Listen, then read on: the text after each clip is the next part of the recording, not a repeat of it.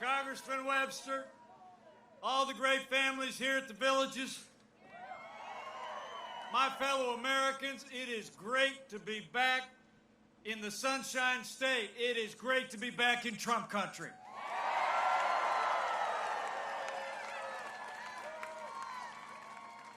Thank you all for coming out today.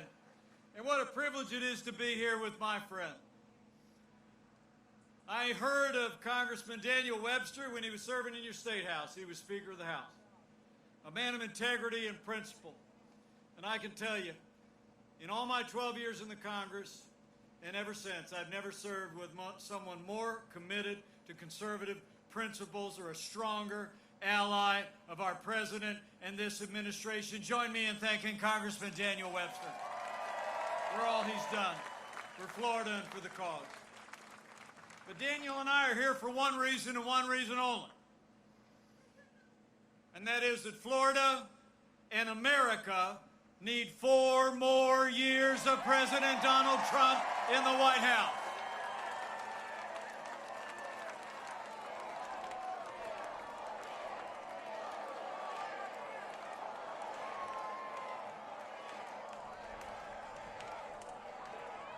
It's on, everybody, and the road to victory runs right through Florida.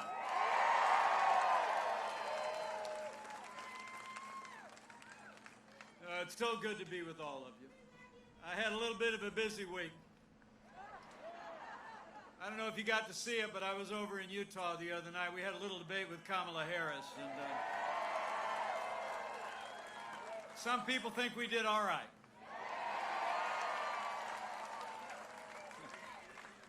You know, let me be clear. That debate was not just a debate between 2 candidates for vice president. It was a debate between 2 visions. Joe Biden and Kamala Harris want higher taxes, open borders, socialized medicine. They want to abolish fossil fuels. They want taxpayer funding of abortion. They want to defund the police and pack the court. President Trump's vision: we've rebuilt our military. We cut taxes. We rolled back regulation. We've unleashed American energy. We secured our border, supported law enforcement, and stood for life, liberty, and the Constitution of the United States. I mean, when you compare the Biden-Harris agenda with the agenda of President Donald Trump, the choice is clear. If you cherish faith, freedom, law, and order, and life, in 24 days, we got to re-elect President Donald Trump for 4 more years.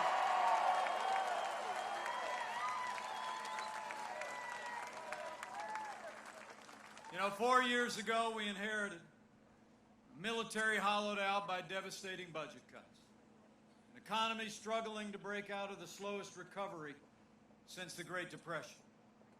Terrorism was on the rise, and we witnessed a steady assault on our most cherished values.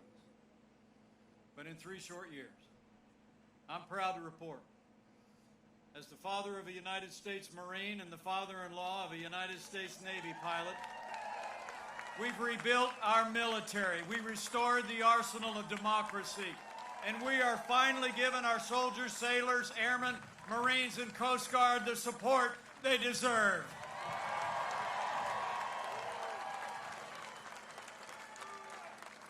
You know, I couldn't be more proud to serve as Vice President to a president who cares so deeply about the men and women of our armed forces. And we've stood with those who serve, but we've also stood with all of you who have served in the uniform of the United States. You know, when Joe Biden was Vice President, you all remember it, we saw years of heartbreaking scandal at the VA that shocked the conscience of the nation. I mean, we literally saw America's heroes perishing in waiting lines to get health services at the VA. But under President Donald Trump, those days are over. Our president signed the most sweeping reform of the VA in 50 years. We fired thousands of VA employees that were not giving our veterans the care that they earned in the uniform of the United States. and Veterans Choice is now available for every veteran in America.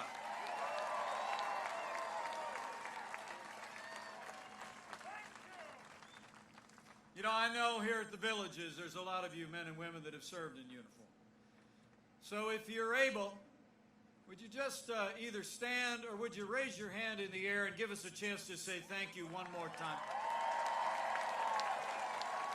Thank you for your service. Thank you for your service. Thank you for your service. God bless you. You know, we didn't just rebuild our military. Under this president's leadership in our first 3 years, we revived and created the greatest economy the world has ever known. Where Joe Biden wants to raise taxes, President Trump cut taxes across the board for working families and businesses large and small. This president actually repealed more federal red tape in our first 3 years than any administration in American history. We unleashed American energy. We're now a net exporter of energy for the first time in 70 years. And we fought for free and fair trade that puts American jobs and American workers first. And in those first 3 years, businesses large and small created more than 7 million good-paying jobs, including 550,000 jobs right here in the Sunshine State.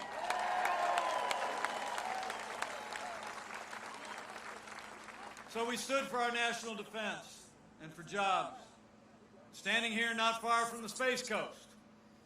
I'm proud to report to you, under President Donald Trump, we have renewed American leadership in manned space exploration.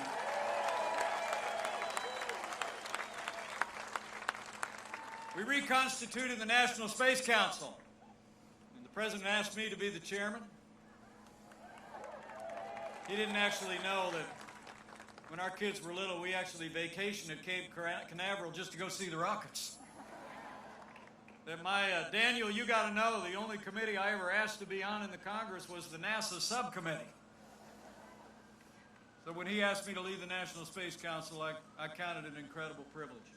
And under this president's leadership, we've secured historic funding for NASA. And this year, we returned American astronauts to space on an American rocket from right here at Kennedy Space Center for the first time in 10 years. And under the president's leadership, by 2024, we're going to see the next man and the first woman land on the moon, and then we're headed to Mars. Under President Donald Trump, NASA is back.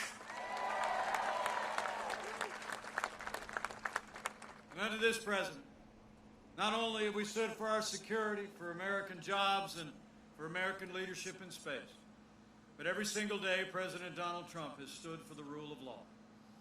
We've appointed more than 200 conservatives to our federal courts at every level, and I'm here to tell you, they are all principled men and women who will uphold all the God-given liberties in our Constitution, like the freedom of religion and the freedom of speech and the Second Amendment right to keep and bear arms.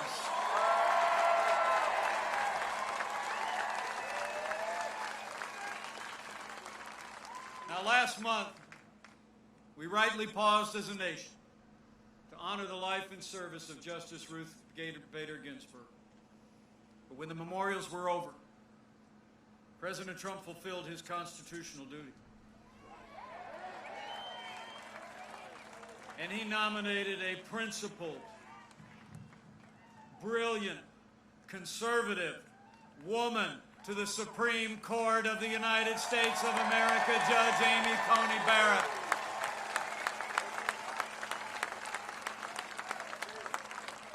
Now, I'm a big fan of Judge Barrett, and it's not just because she's from Indiana. I'm telling you what, Judge Amy Coney Barrett is an inspiring person. She's a brilliant and principled jurist. She'll do great credit on the Supreme Court. Now, the confirmation hearings are set for this Monday. And the American people expect Democrats in the Senate to give Judge Barrett a dignified hearing this time.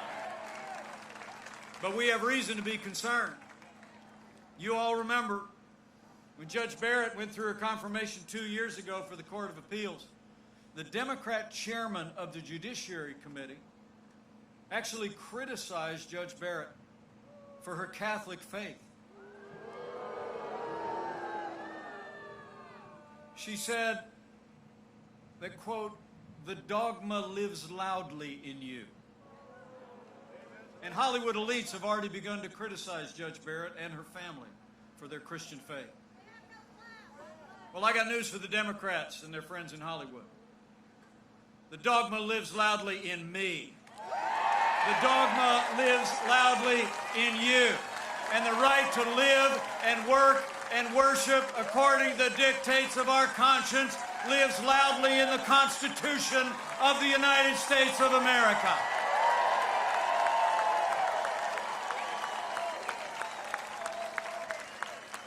In America, we cherish the freedom of religion of every American of every faith.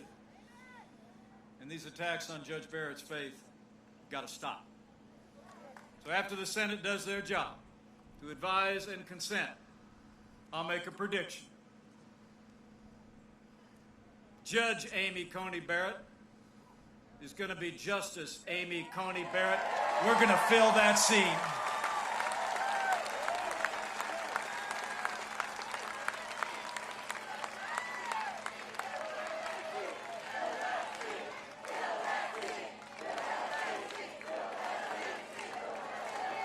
Oh, we're going to fill it.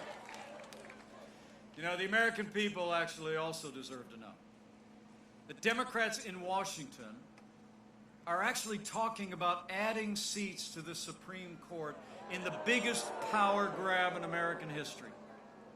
It's called packing the court. Now, Joe Biden and Kamala Harris won't admit it, but after 150 years with 9 seats on the Supreme Court of the United States,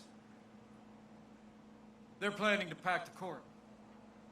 In fact, Joe Biden refused to answer the question in his debate with the president. Kamala Harris refused to ask the question during our debate. And just yesterday in Nevada, Joe Biden was asked by a reporter if don't voters deserve to know what you do? And Joe Biden replied, quote, "No, they don't." Well, come on, Joe. The American people deserve a straight answer. When you're running for the highest office in the land, the American people deserve to know whether you're going to respect the highest court in the land. You know, there's only one explanation why Joe Biden and Kamala Harris won't answer the question. It's because Joe Biden and Kamala Harris want to pack the court. But we're not going to let it happen. We're going to preserve an independent judiciary. We're going to preserve our constitutional order. We're going to re-elect President Donald Trump for 4 more years in the White House.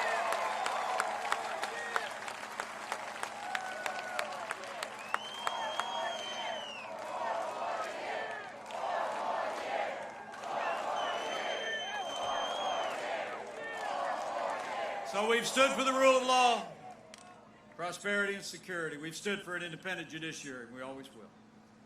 And every single day of this administration, President Donald Trump has stood with the men and women who serve on the thin blue line of law enforcement, and we always will. That's probably why you have police associations around the country that are endorsing our president's re-election. In fact, I learned for the first time ever, the Florida Police Chief Association endorsed President Donald Trump's re-election.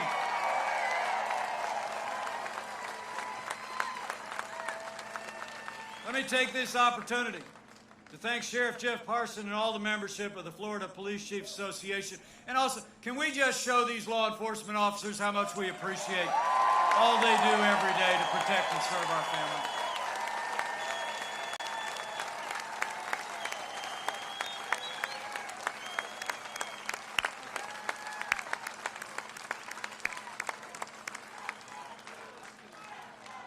You know, oh, we're back to blue. You know, I like to tell people, all my heroes wear uniforms. When I was growing up in our small town in Indiana, we used to drive back to Chicago where my parents grew up. We'd go to my grandparents' house and my uncle would come walking out wearing that police uniform, have that sidearm man. I got to tell you, me and my three brothers just look up at him in awe. And you all know. The men and women who serve in law enforcement in this country are some of the best people in America. And they deserve the respect of every American every single day. They do. Now, President Trump and I will always support the right of Americans to peaceful protest enshrined in the Constitution. But rioting and looting is not peaceful protest. Burning businesses is not free speech.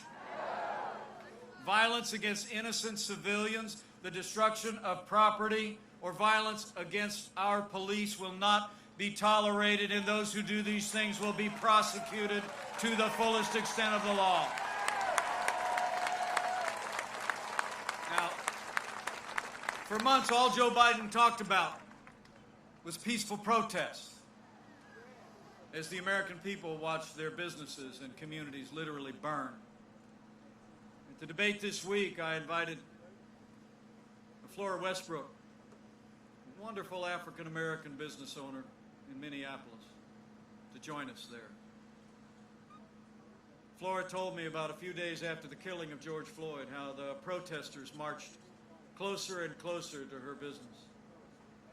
And then that Friday night came, and a little salon that she had built 35 years ago was burned to the ground. Well, I talked to Flora yesterday, and I told her, I said, Flora, we are with you today, and we are going to rebuild and have law and order in your city and every city in America for every American of every race and creed and color. So help us God.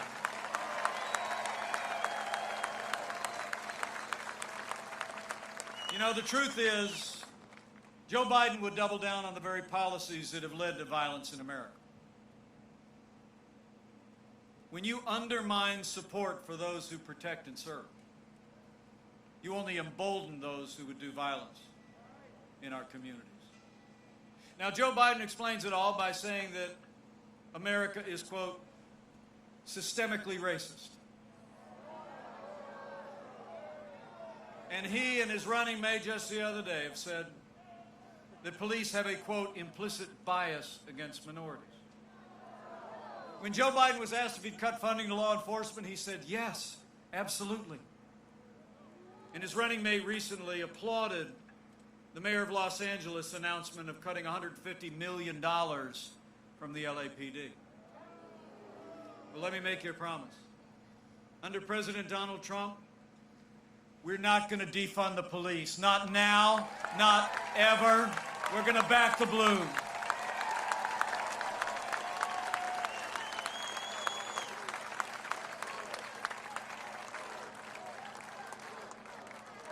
What the President and I know, what you all know, we don't have to choose between supporting law enforcement and supporting our African American neighbors or any of the minorities or families who live in our major cities. We have done both for the last 3.5 years. We provided new resources for law enforcement, new personnel, and we've made historic investments in our African American, historically black colleges and universities. We saw the lowest unemployment ever recorded for African Americans, 9,000 opportunity zones in our major cities. We passed criminal justice reform. We have supported law enforcement, supported our African American neighbors, and we're going to keep on doing it for 4 more years.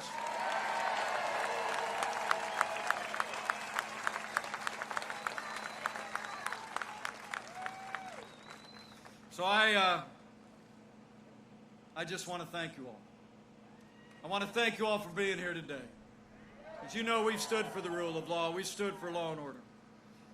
And as I said before, we've stood strong for the right of every American to live, to work, to worship according to the dictates of our conscience. You know, the freedom of religion has been called our first freedom, then the First Amendment. And people of faith have no greater champion than President Donald Trump.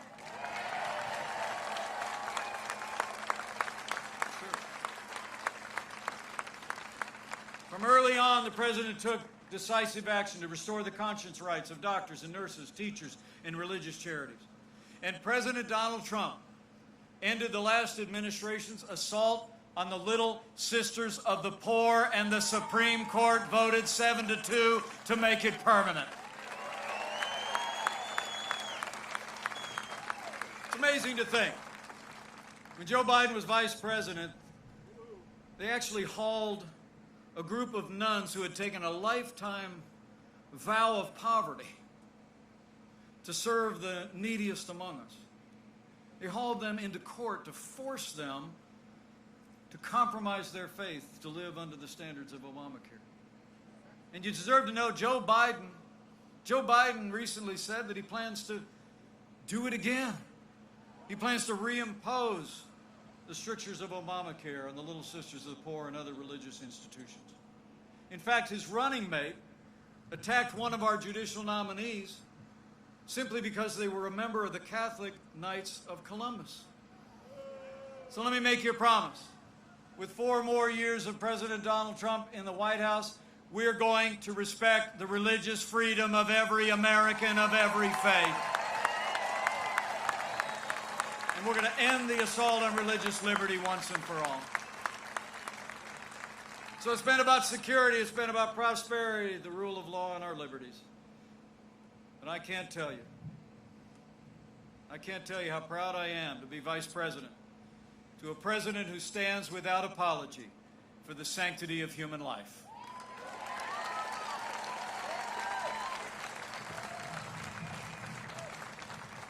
Where Joe Biden supports taxpayer funding of abortion all the way up to the moment of birth, President Trump took action early in our administration to suspend all funding, the Mexico City policy, no taxpayer dollars to provide or promote abortion around the world. He's renewed the Hyde Amendment to protect taxpayer money from ever being spent on abortion, and President Donald Trump is the most pro-life president in American history.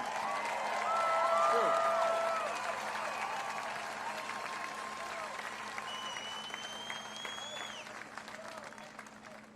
So we've rebuilt our military, revived our economy, stood up for law, order, life, and liberties. And let me just say, none of that would have been possible in our first 3 years without the strong and consistent support of Senator Rick Scott and Senator Marco Rubio. And that's also why, here in his congressional district, we need you to re-elect Congressman Daniel Webster to a new Republican majority and retire Nancy Pelosi once and for all.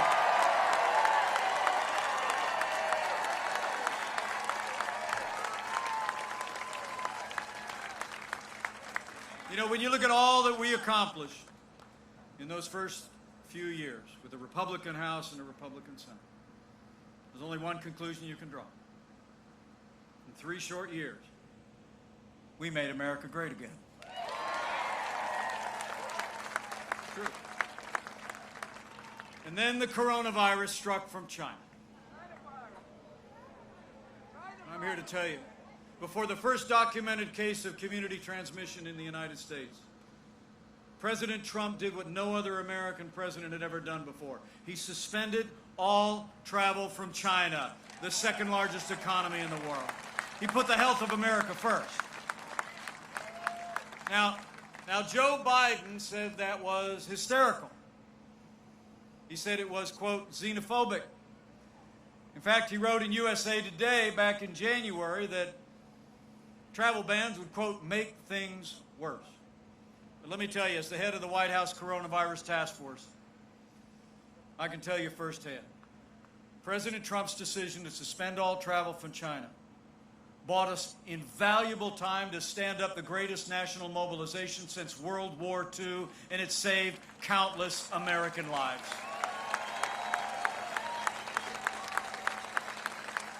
During that time, we reinvented testing.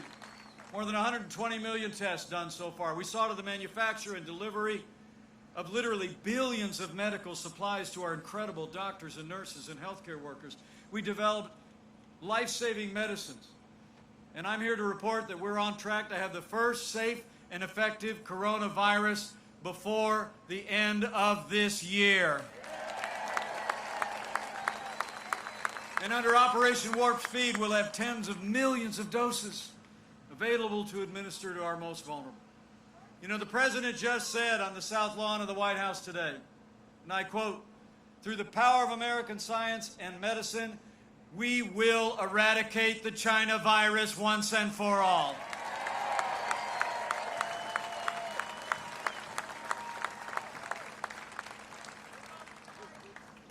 And let me say on behalf of the President and the First Lady, how moved we've all been by the outpouring of prayers and concern for our first family over the last week.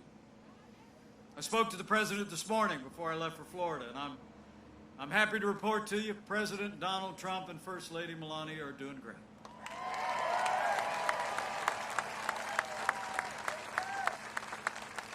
But what the President and I know is the outpouring of support and concern and prayer from across the country for our first family is just reflective of the love and the concern and the prayers that Americans have shown to neighbors and friends impacted by this virus, and especially those impacted by loss. So can we just take a moment to give a round of applause for all of the doctors, the nurses, the healthcare workers, those in ministry, everyone that has been there for our families through this challenging time. We love you all. So as you showed through the Sun Belt outbreak this summer here in Florida, we're showing across the country because of the cooperation of the American people, the leadership of our president. We're slowing the spread, we're protecting the vulnerable, and we're saving lives. And we're opening up America again.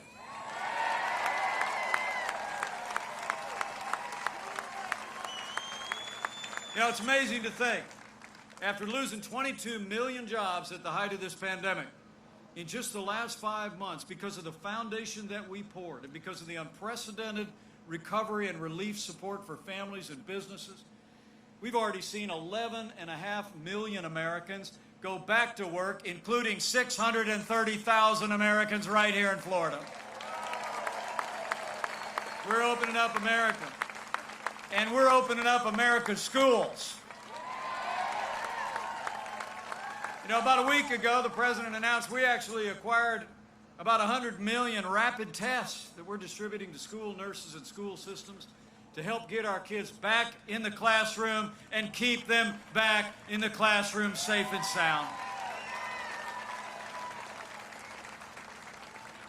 And can I just say, as I stand here in Florida, none of the progress this state has made would have been possible without not only the leadership of our president, our incredible healthcare workers, but none of it would have been possible without the strong, steady, and compassionate leadership of Governor Ron DeSantis. Done an amazing job. Thank you, Governor. So we've gone through a time of testing. But I came down today on this cool and breezy Florida day, because in 24 days we're coming to a time for choosing. The choice in this election has never been clearer, and the stakes have never been higher. It's amazing to think, in the middle of a global pandemic, Joe Biden wants to raise taxes by $4 trillion.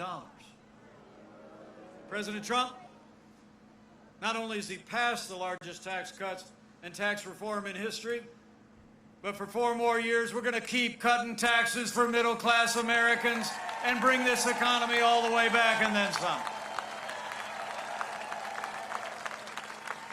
Where Joe Biden wants to bury our economy under an avalanche of red tape, he had to be reminded in that presidential debate that he supports the Green New Deal. He even wants to put us back in the Paris Climate Accord. President Trump's been cutting red tape, got us out of the Paris Climate Accord.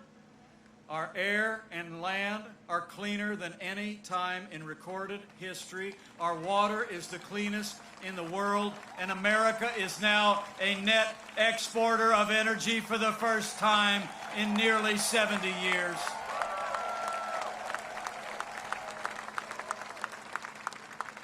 And Joe Biden's for open borders, sanctuary cities, free lawyers for illegal immigrants.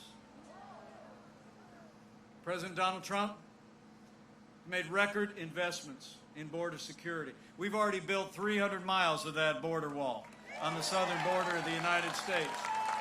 And with 4 more years in the White House, we're going to fix this broken immigration system once and for all in a way that puts America first.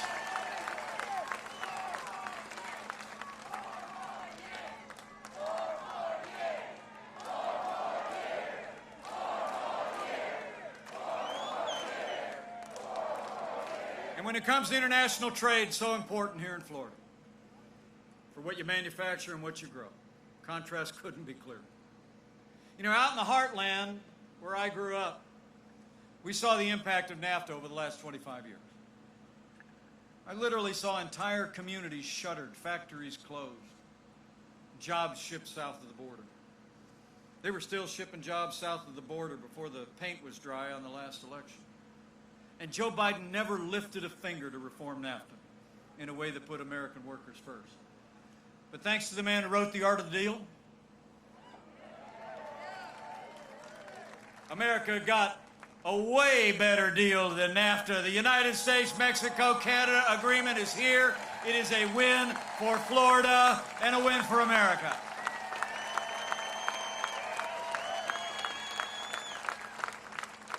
And when we came into office, half of our international trade deficit was with China.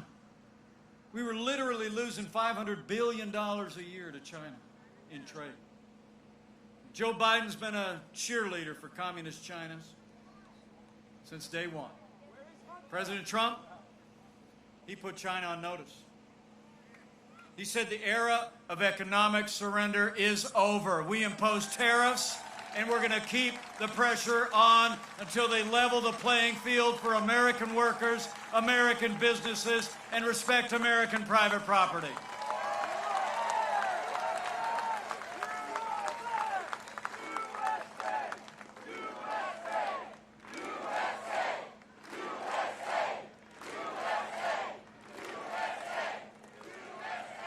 And where Joe Biden and Kamala Harris want a government takeover of health care.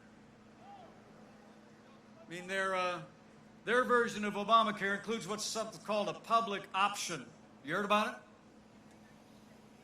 They say then the government insurance would be out there competing with private insurance. Well, I said years ago when we had that debate when I was in Congress, you know, the government competes with the private sector the way an alligator competes with a duck. I mean, the truth of the matter is, they would put us on an inexorable path to socialized medicine. President Trump, we're going to reform health care.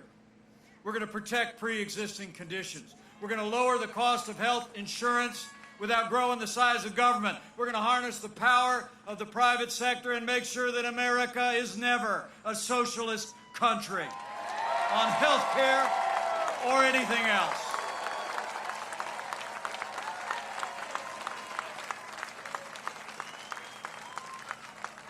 You know, when you look at their agenda, it's clear. Joe Biden would be nothing more than a Trojan horse for the radical left. Now, Joe Biden has said that democracy is on the ballot. Well, I think our economic recovery is on the ballot. Law and order are on the ballot. But so are things far more foundational to our country. From the number of people nodding your heads, I think you get it.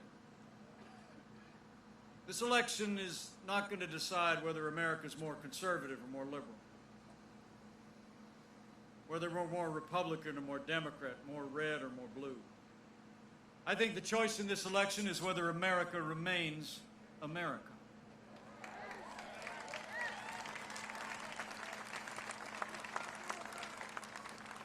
Whether we're going to allow Joe Biden and Kamala Harris to steer our nation on a path of more government, less freedom, less opportunity.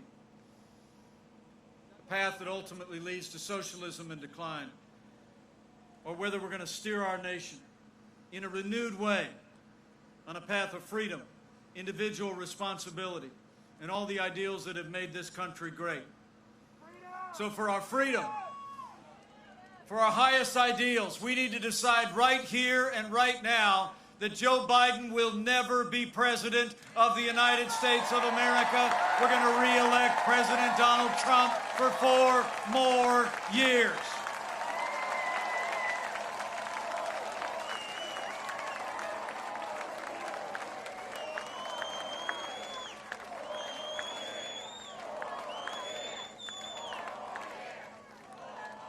So I need you to tell your neighbors and friends what 4 more years means. See, I was over in a parking lot at the Villages the other day. I ran into Mike. And he told me to tell you, 4 more years means more jobs. 4 more years means more judges. 4 more years means more support for our troops. 4 more years means more support for our police. And it's going to take at least 4 more years to drain that swamp.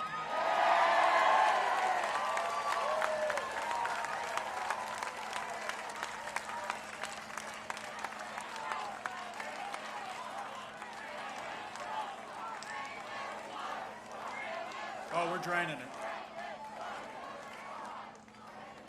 You know, 4 years ago, a movement was born.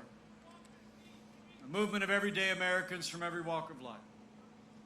Here in Florida, you believe we could be prosperous again. You believe we could be strong again. You believe we could be respected again. You said yes to President Donald Trump in 2016, and I know Florida's going to say yes to 4 more years of President Donald Trump in 2020. But it's going to take all of us to do it.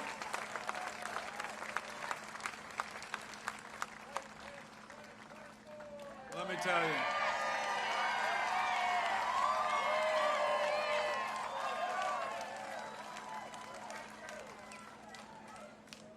Let me hang on 1 second here. Is she okay? Okay, you got her? Take a minute.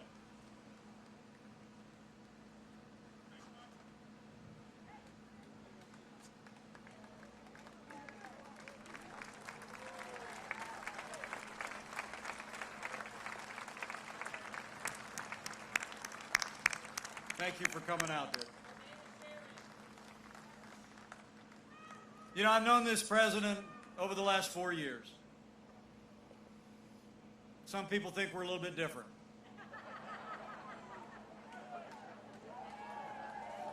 But we've gotten to be very close friends. I've seen him when the cameras are off. And I'm going to tell you, folks, there's never been a day gone by in the last 3.5 years that President Donald Trump hasn't gotten up and fought to keep the promises that he made to the people of Florida and the people of America. Now it's our turn to fight for him. It's on. 24 days to make the case. So keep bringing all your enthusiasm. Keep voicing your support. Keep telling your neighbors and friends across the Sunshine State and all across the country all that we've accomplished. Talk to them at work and at worship. Go out and tell the story the way you did in 2016. You know, I'll never forget. I was on one of those Sunday morning shows just before the election 4 years ago. And all the polls said that the president was going to lose. Right? And Hillary Clinton was already announcing who her cabinet picks were. You remember? They were measuring the curtains in the Oval Office. And I'll never forget, I was on one of the shows.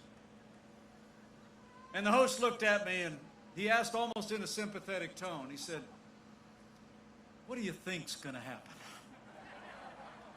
And I looked at him and I said, "I think we're going to win." And he was a little shocked. Really? He like said to me, "Why?" And I said, "Well, because look, I don't care about the polls. Only one poll that matters." And the fact was, I was out traveling around the country. The president was traveling around the country. And he'll be back on the road here in Florida come Monday. Get ready.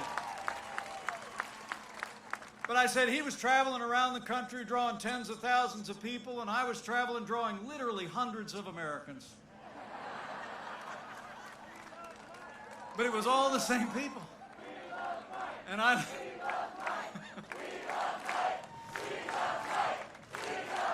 Thank you. But it was, I said to this host, I said, all I can tell you is what I'm seeing across the country. Every time I look across a rope line, every time I wave from the car, every time I have a chance to stop and talk to people, I said, it's the American people just knew. They heard the vision this president had of a strong and prosperous America. They heard his distinctly American leadership. They heard those leadership qualities coming through. And they were talking to one another. I just knew it. They were turning down the sound on the TV, not listening to the commentators and the pundits. And they were, remember, you know, the most powerful media in America is not your major television networks. It's not your big newspapers. It's not even your social media. The most powerful media in America is word of mouth. It's when the American people hear from you, they hear what you believe in your heart of hearts is important to them and their family and the state and the nation. So I encourage you, just go out and let your voice be heard. And when you speak, speak boldly and confidently. Because I'm going to tell you something. This is a freedom-loving nation. And you go talk to your neighbors and friends, your Republicans, your Independents, your Democrats, and you tell them that freedom is on the ballot.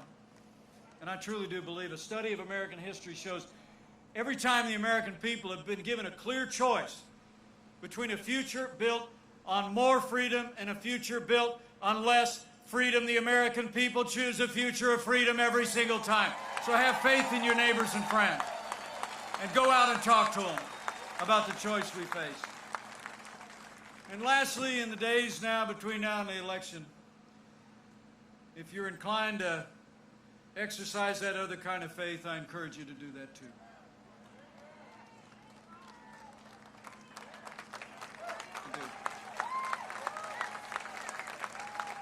You know, the sweetest words the President and I ever hear when we're traveling around the country is when people will look out, reach across a rope line, maybe put the hand next to their cheek and just say, I'm praying for you.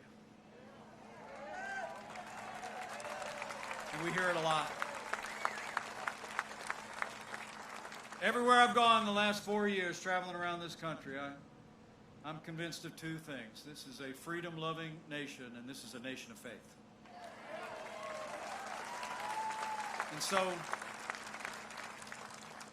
And so in the 24 days we have between now and Election Day, as you let your voice be heard, as you help tell our story, as you make sure to get out and vote, and all your neighbors and friends get out and vote.